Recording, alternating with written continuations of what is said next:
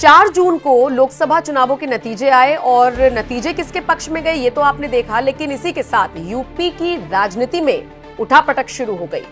तमाम थ्योरीज सामने आई जिनमें ये कहा गया कि सब कुछ ठीक नहीं है, योगी आदित्यनाथ और केशव प्रसाद मौर्य की लड़ाई चल रही है। इन थ्योरीज में कहा गया कि योगी और अमित शाह की लड़ाई चल रही है, खेमे बटे हुए नजर आए। कहा गया कि योगी तो आरएसएस की पसंद है और बीजेपी चूंकि अमित शाह और मोदी चलाते हैं, तो ऐसे में आरएसएस वर्सेस मोदी और शाह देखा जा रहा था। आप सोचेंगे कि 4 जून से जो ये खबरें शुरू हुई, इन पर तो लगभग विराम लगता हुआ नजर आ रहा है। तो मैं ये बात क्यों कह रही हूं?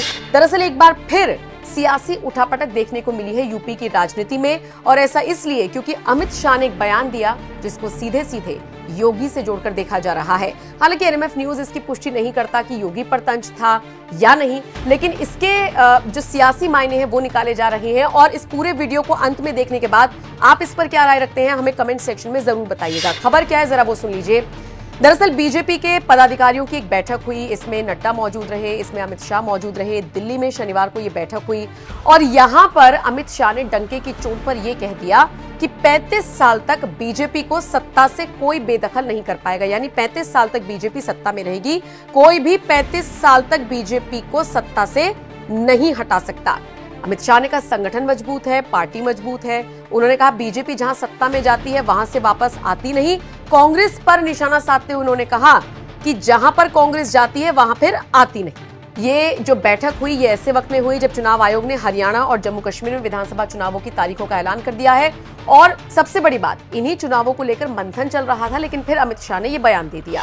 अब लोग कह रहे हैं कि जो योगी के समर्थक हैं, जिनको लगता है कि अगर 27 के विधानसभा चुनावों से पहले योगी को हटाया जाएगा तो बीजेपी में उथल पुथल हो जाएगा, बीजेपी नहीं बचेगी, उसका पतन शुरू हो जाएगा, ऐसी थ्योरीज आपने सुनी होंगी ना।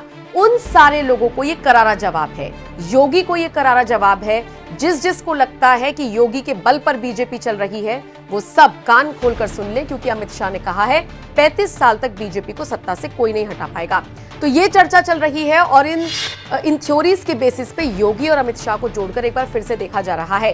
हालांकि अगर आप अमित शाह के बयान को देखेंगे, उसके मायने निकालेंगे, तो कहीं से कहीं तक अब लड़ाई की बू नहीं आ रही।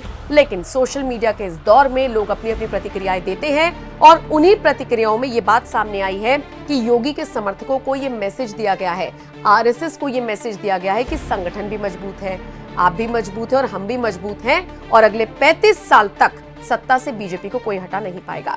बहरहाल अमित शाह के इस बयान को अब जैसे कि मैंने शुरुआत में कहा था कि आपके ऊपर छोड़कर जा रही हूं, बताइए आप किस तरह से देखते हैं। कमेंट सेक्शन में अपनी राय हमें जरूर दीजिएगा।